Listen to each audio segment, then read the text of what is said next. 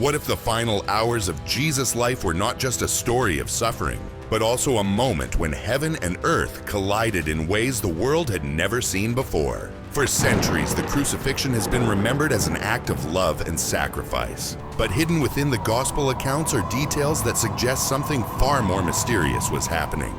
Cosmic signs, prophetic fulfillments, and shocking events that even Roman soldiers could not ignore. Why did darkness suddenly cover the land at midday?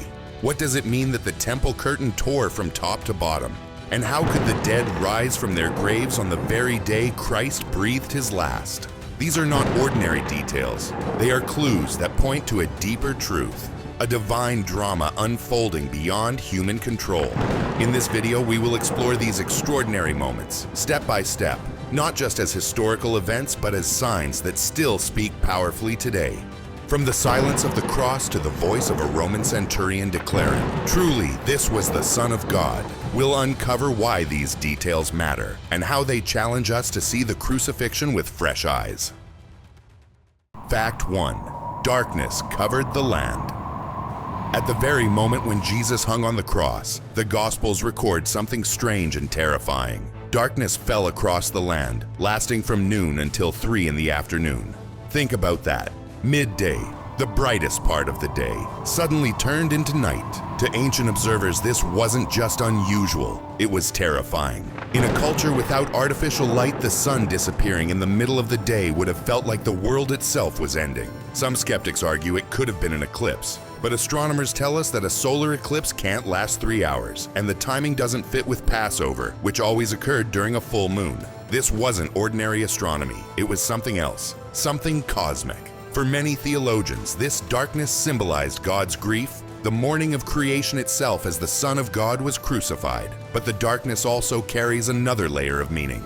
In the Bible, darkness often represents judgment. The prophet Amos wrote that God would make the sun go down at noon as a sign of his judgment. Amos 8:9. By shrouding the world in shadow, God was signaling the seriousness of this moment. The sins of the world were being laid on Jesus. Imagine being there, a merchant closing his stall because he can't see, a soldier gripping his weapon tighter as fear creeps in, mothers pulling children closer, whispering, "What is happening?" That eerie silence mixed with panic would have been unforgettable. Even those who didn't believe in Jesus must have wondered if heaven itself was sending a message. And isn't it striking that some of life's darkest moments still carry this same weight? We may not see the sun go black, but we all know times when it feels like light has disappeared. When grief, failure, or fear overshadows everything. The crucifixion's darkness speaks to us because it reminds us that God is not absent in those moments. The darkness doesn't have the last word. It points forward to light. What happened on that day was more than atmospheric drama. It was a signal written across the sky. Something of eternal importance was unfolding. The message was clear then, and it's clear now. When the world seems most broken, God is still at work. Fact 2. The earthquake that shook Jerusalem. The Gospels tell us that as Jesus breathed his last, the earth shook violently. Imagine standing on that rocky hill outside Jerusalem, soldiers steadying themselves, the wooden crosses swaying, people stumbling as the ground beneath them split open. This wasn't just a tremor, it was a sign written into the very stones of the earth. Earthquakes in the ancient world carried deep symbolic meaning. They weren't seen as random geological events, but as messages from the divine. For the Jewish people, the earth shaking was often connected with God's presence. Mount Sinai shook when God gave the 10 Commandments. The prophet Nahum wrote that the mountains quake before the Lord. So when the ground convulsed at Calvary, the meaning would have been unmistakable. Heaven itself was responding to the death of Jesus. But there's more here than symbolism. Archaeologists and geologists studying the Dead Sea fault line near Jerusalem have confirmed that seismic activity did occur in that region around the 1st century. While science explains the mechanics, faith explains the timing. Why this quake? At this exact moment, if not to underline the significance of what had just taken place. Matthew adds a haunting detail. The rocks split open. That image is powerful. Stones, symbols of permanence, suddenly cracking apart. It was as if creation itself was groaning in protest. Think about the irony. While many hearts in the crowd remained hard, The stones themselves could not stay unbroken. Even nature was testifying to the magnitude of the crucifixion. On a personal level, this earthquake is a metaphor for what faith often does. When Jesus enters a life, things shake. Old certainties break, comfort zones crack, and what felt unshakable can crumble. And yet, just as earthquakes reshape landscapes, spiritual quakes can clear the ground for something new to rise. Picture the soldiers at the scene, hardened men, used to blood and death, suddenly facing not only a crucifixion but the fury of the earth itself. It's no wonder that one of them moments later confessed, "Truly, this was the Son of God." The quake didn't just shake the soil, it shook human hearts awake. This was not nature gone rogue, it was nature bowing in reverence. The crucifixion was not just a human tragedy, it was a cosmic event, so powerful that even the ground beneath humanity could not remain still. Fact 3. The resurrection of the saints. One of the most mysterious details in Matthew's Gospel is easy to overlook, yet it might be the most startling of all. At the moment Jesus died, not only did the earth quake and the rock split, but tombs were opened, and many bodies of the saints who had fallen asleep were raised. Matthew 27:52. After his resurrection, these saints appeared to people in Jerusalem. Imagine that scene for a moment. Families mourning loved ones suddenly see them walking through the streets alive again. Neighbors who had buried friends now encounter them face to face. This was no ghost story. It was a powerful, visible sign that death itself was beginning to lose its grip. But why would this happen? The resurrection of the saints served as a preview, a kind of trailer of what Jesus' own resurrection would bring. Paul later calls Jesus the first fruits of those who have fallen asleep, 1 Corinthians 15:20. In Jewish tradition, the first fruits offering was a promise that more was to come. These saints raised to life were God's way of saying, this is just the beginning. Theologically, this moment teaches that Jesus' death wasn't only about forgiveness, it was also about victory. Death, the great enemy feared by all humanity, was being put on notice. The grave's opening symbolized that a new era was breaking in. For believers, it means death is not the final word. Of course, skeptics might scoff. Really? People walking out of tombs? But remember, the early Christian movement spread in Jerusalem itself, the very city where these events supposedly happened. If this detail were pure invention, critics at the time could have easily refuted it. Instead, the story endured, fueling faith in a resurrected Messiah who had power not only to rise himself, but to raise others. On a personal level, this detail reminds us of moments when dead things in our lives are brought back to life.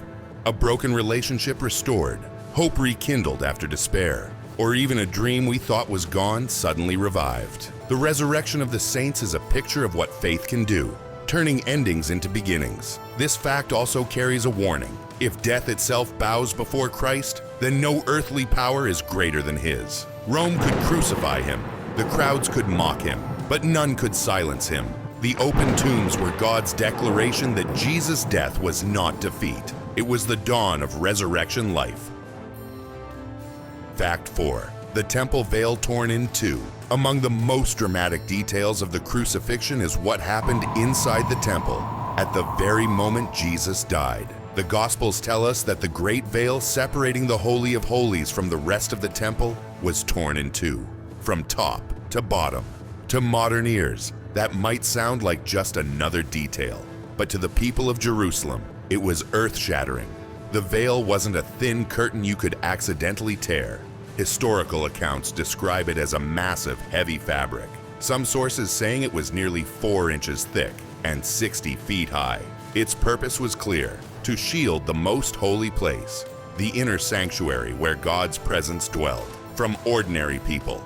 Only the high priest could pass through, and only once a year, on the Day of Atonement, after elaborate rituals of sacrifice and purification.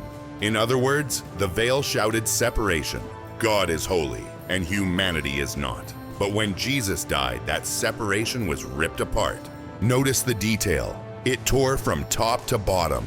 This wasn't the work of human hands. It was as if God himself reached down and removed the barrier. In that instant, the old system of priests, sacrifices, and rituals gave way to something new.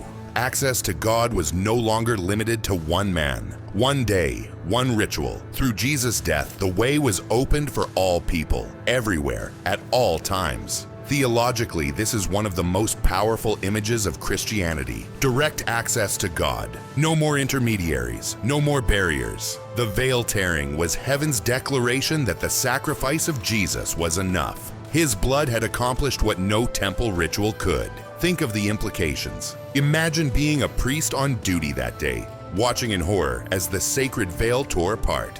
Everything you had known about worship, purity, and sacrifice was suddenly undone. It must have felt like the foundations of religion itself were collapsing. And in a sense they were, not in destruction, but in fulfillment. The temple system had always been pointing forward to something greater, and now that reality had arrived. On a personal level, this tearing speaks to all the walls we feel between ourselves and God. Our guilt, our failures, our doubts. The cross declares that those walls no longer stand. The way is open. As the book of Hebrews says, we can now approach the throne of grace with confidence. Hebrews 4:16. The torn veil wasn't just a temple event, it was a universal invitation. Fact 5. The Centurion's declaration. Standing at the foot of the cross was a Roman centurion, a career soldier hardened by years of war and executions. For him, crucifixion was routine, just another day's work enforcing the empire's brutal justice. He had likely overseen dozens, maybe hundreds of deaths. Nothing about human suffering could have surprised him. And yet, on that day at Calvary, something broke through his armor of indifference. The Gospels record his words. Truly, this was the Son of God. Why would a man trained to suppress compassion make such a confession? The centurion had seen more than just a condemned man die. He had seen the sky darken in the middle of the day, the earth tremble beneath his feet, the temple veil torn, and the unnatural calm of Jesus as he faced death with dignity. All of it combined into a testimony too powerful to ignore. For a Roman officer to acknowledge Jesus as the Son of God was radical. Romans worshiped their emperors, calling them sons of the gods. Yet here, a soldier of Caesar bowed his heart to a crucified Jew. His words were more than observation. They were surrender. This moment is striking because it reminds us that the message of the cross transcends boundaries. Religion, culture, nationality, and even hardened skepticism couldn't withstand the weight of what happened that day. If the cross could break through the defenses of a Roman centurion, it can break through the defenses of any heart. In many ways, the centurion represents all of us. He wasn't seeking Jesus. He wasn't expecting to believe. He was simply doing his job, standing in the place of violence and indifference. Yet the cross confronted him with a truth he couldn't deny. Sometimes faith begins that way, not as a search, but as a surprise. Even today, countless stories echo the centurion's journey. Soldiers in war zones, prisoners in cells, skeptics in universities, all have encountered the crucifixion story and found themselves saying, almost against their will, "This is real. This is true." The centurion reminds us that the cross isn't just for the religious, it's for the world. At Calvary, the final witness to Jesus' death wasn't a disciple or a prophet, but a Roman soldier. The confession of this unlikely man stands as a reminder that God's truth often comes from unexpected places. We've walked through 5 extraordinary facts that followed the death of Jesus. Think about it. Darkness covered the land as if creation itself was mourning. The earth quaked and rocks split open, signaling that something greater than human history was taking place. Tombs opened, reminding us that death is not the end. A massive veil tore apart, showing that the barrier between God and humanity was gone forever. And finally, a soldier, an outsider, a skeptic, confessed what many in the crowd refused to see. Truly, this was the Son of God. These details are not just ancient curiosities. They carry a living message. They tell us that the crucifixion was not ordinary. It was cosmic. It touched the heavens, the earth, the temple, the grave, and the human heart. It was God's way of saying that nothing, absolutely nothing, would remain untouched by the sacrifice of Christ. And here's the challenge for us today. What do we do with these signs? They aren't meant to be trivia for Bible studies or footnotes in history books. They are invitations. The darkness reminds us that God is present even in our lowest moments. The earthquake teaches that God shakes us not to destroy us, but to reshape us. The open tombs whisper that no loss is final. The torn veil declares that we are never too far gone for God's presence. And the Centurion reminds us that anyone, even the least likely person, can encounter truth at the cross. As we close, let me ask you, which of these facts speaks to you most today? Do you feel the weight of darkness? Are you standing in the middle of a life quake? Do you long for barriers to fall, or for new life to rise where there has been only despair? The crucifixion isn't just history, it's a mirror. These signs ask us not only to look back, but to look inward. If this reflection has stirred something in you, I invite you to share your thoughts in the comments below. Which fact opened your eyes in a new way? And more importantly, how might it change the way you see your own life today? Because 2,000 years later, the message still stands. When Jesus died, the world was never the same again.